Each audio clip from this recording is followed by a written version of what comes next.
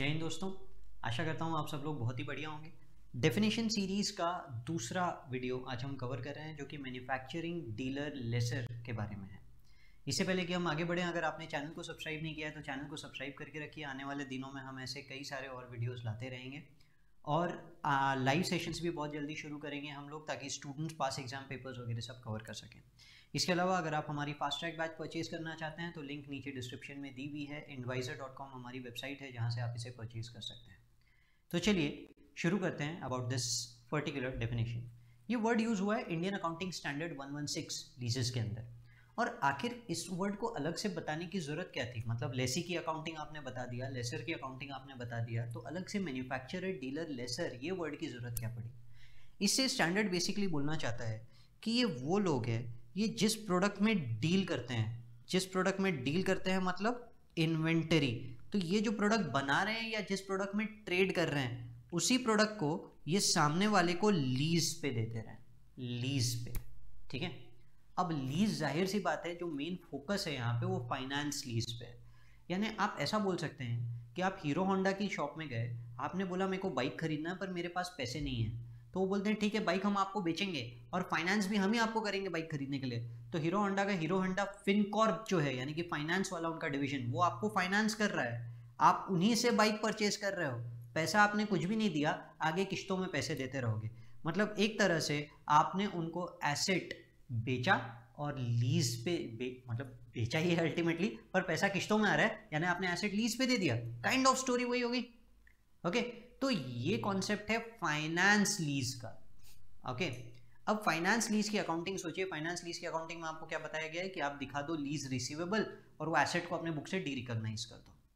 पर जब आप डीलर की बात करते हैं, आप मैन्युफैक्चरर की बात करते हैं, तो ये वो लोग होते हैं जो अपने प्रोडक्ट को जब भी किसी को देते हैं ना, तो सेल रिकॉर्ड करते हैं और cost of good sold debit करते हैं, है कि नहीं? तो कायदे से cost of good sold derecognise होता है और सेल उसके अकॉर्डिंगली रिकॉर्ड होना चाहिए। वही अकाउंटिंग ट्रीटमेंट को समझाने के लिए इस वर्ड को अलग से डिफाइन किया गया कि अगर आप मैन्युफैक्चरर हैं या डीलर यानी आप ट्रेड करते हैं, मैन्युफैक्चर यानी मैन्युफैक्चर कर रहे हैं। जैसे कि मारुति हो गया, हीरो होंडा अपनी बाइक बना रहा है और अपनी ही बाइक उसने किसी को लीज पे दे दिया। ठीक है, तो आप अपने बुक में सेल रिकॉर्ड कीजिए और आपके हाथ से बाइक गई, उसका cost of good sold record कीजिए। ठीक है, पर इस कहानी में थोड़ा सा और उन्होंने एडिशनल कवर किया एक आउटकम को जो पॉसिबल है कि हो सकता है। हम मेजर फोकस फाइनेंस लीज पे कर रहे हैं क्योंकि डेफिनेशन फाइनेंस लीज से समझ में आता है, ऑपरेटिंग लीज से डेफिनेशन बहुत ज़्यादा अच्छे से समझ में नहीं आता। जब भी सपोज कीजिए, अब हम मारुति पे आ जाते हैं कि लेट्स से कार से दे रहा है कार। अब जब वो कार किसी को लीज पे देगा, यानी फाइनेंस लीज पे देगा एक तरह से, तो अब इसमें दो टुकड़े आ रहे हैं। एक आपका लीज पीरियड, जिस समय तक के वो एसेट लीज पे रहेगा, और एक उसका एंड का रेसिडुअल वैल्यू। ठीक है, बड़ी बड़ी कंपनीज में आजकल एक कॉन्सेप्ट रहता है कि ये लोग डायरेक्टली कंपनीज से ना गाड़ियाँ खरीदते नहीं हैं, ये लोग उन लोगों से गाड़ियाँ ना लीज पे ले लेते हैं। इसके पीछे का रीज़न ये रहता है कि सपोज उनका कोई एक बहुत सीनियर एम्प्लॉय किसी एक पर्टिकुलर लोकेशन पे जॉब पे आ रहे हैं, they are providing him car free. तो सपोज 5 साल तक वो वहाँ रहेगा, 5 साल बाद उसका ट्रांसफर हो जाएगा और वहाँ दूसरा ऑफिसर आ जाएगा। तो जो दूसरा ऑफिसर आएगा वो फिर नई कार एक्सपेक्ट करता है। तो instead of buying 1 new car in every 5 years, ये लोग क्या करते हैं, इन कंपनीज के साथ में लीज एग्रीमेंट करते हैं डायरेक्टली मैन्युफैक्चरर्स के साथ, और उनसे 100 गाड़ियाँ ऐसे लीज पे ले लेते हैं। बड़ी बड़ी कंपनीज में ऐसे कॉन्सेप्ट्स वर्क करते हैं। One such company is also BASF, तो केमिकल बेस्ड कंपनी है। ऐसी बहुत सारी कंपनीज है जो इस तरह के काम करती है। ओके, अब मेरा मेन मुद्दा, ये स्क्रीन आपके सामने वापस से आ जाएगी थोड़ी सी देर में, मैं जो कॉन्सेप्ट आपको बता रहा हूँ उस कॉन्सेप्ट के ऊपर आप लोग फोकस कीजिए।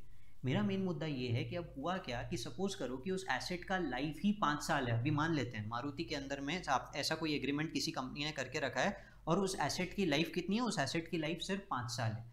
तो 5 साल के बाद में वो कंपनी तो आपको कार वापस दे देगी, और वो जो वापस कार आ रही है उसका मारुति को कुछ काम नहीं है, वो तो सेकेंड हैंड में सेल कर देगा। पर अभी फिलहाल जब आपने अपनी जो प्रोडक्ट आपने मैन्युफैक्चर किया सामने वाले को लीज पे दिया, तो आपका सेल टारगेट क्या है? आपका सेल टारगेट है वो 5 साल। एंड में जो वापस स्क्रैप आ जाएगा वो तो आपको पैसा फ्यूचर में जनरेट करके देगा ही, पर आज आप प्रॉफिट किससे जनरेट करना चाहते हैं? वो जो 5 साल का आपका एग्रीमेंट है, वो 5 साल के एग्रीमेंट से आप प्रॉफिट जनरेट करना चाहते हैं। आप मुद्दा समझ रहे हैं? अगर मैं किसी को 5 साल पे गाड़ी लीज पे दे रहा हूँ तो मैं वो 5 साल की लीज से प्रॉफिट कमाना चाहता हूँ। एंड में जो रेसिडुअल वैल्यू बचेगी उसको तो तब देखेंगे जब मिलेगा, तब बेचते रहेंगे। आज की डेट में टारगेट है कमाना इस लीज पीरियड से। दैट मीन्स जो आप सेल रिकॉर्ड कर रहे हैं वो उस पार्ट का होना चाहिए जिसका रिस्क एंड रिवॉर्ड ट्रांसफर हो गया, इंड AS 115, और वो पार्ट जो इसका रिस्क एंड रिवॉर्ड ट्रांसफर नहीं हुआ, रेसिडियल वैल्यू, क्योंकि एसेट तो वापस आ जाएगा, उसका सेल रिकॉर्ड नहीं होना चाहिए, बराबर। तो आप सेल किससे रिकॉर्ड करना चाहते हैं? आप इसका सेल रिकॉर्ड करेंगे, इसका नो रिकॉर्ड, इसको आप रिकॉर्ड नहीं करना चाहेंगे। आप प्रॉफिट किससे कमाना चाहेंगे? आप इससे प्रॉफिट कमाना चाहेंगे, इससे फिलहाल हम प्रॉफिट नहीं कमाना चाहते, बाद में भले ही जो भी हो। So that is why, suppose करो कि एक कोई कार है जिसकी आज fair value, selling price 1 lakh है, रैंडम फिगर है, इतने में तो कार मिलती नहीं है आज की डेट में, सेलिंग प्राइस ये है और उसका कॉस्ट ऑफ गुड सोल्ड 80,000 रुपये है। तो हम 5 साल के लिए जब किसी को लीज पे देते हैं तो लीज रेंट का जो प्रेजेंट वैल्यू होता है, जो भी लीज रेंट आपको मिलने वाला है उसका प्रेजेंट वैल्यू, उतने पे सेल रिकॉर्ड होना चाहिए, ठीक है। जाहिर सी बात है कहीं ना कहीं वो जो प्रेजेंट वैल्यू होता है ना, प्रेजेंट वैल्यू ऑफ लीज, क्योंकि कंपनी ऑब्वियसली प्रॉफिट कमाने बैठी है, तो present value of lease and present value of residual value should be equal to sale price. अब ये मैथमेटिकल हो गया, हमें मैथमेटिकली जाना नहीं है, पर आप सोचो ना कंपनी क्या चाहती है, लीज और स्क्रैप को बेचना, दोनों बेच के उनको 1 लाख रुपए मिल जाना चाहिए। लीज रेंट से जो पैसा आ रहा है और एंड में जब वो एसेट रेसिड्यू बेच देंगे, वो दोनों मिला के अपने को कितना आ जाना चाहिए? अपने को 1 लाख रुपए आ जाना चाहिए। रेसिड्यू से हम प्रॉफिट नहीं कमाना चाहते, यानी प्रॉफिट एलिमेंट पूरा का पूरा लीज के अंदर में इंक्लूडेड है।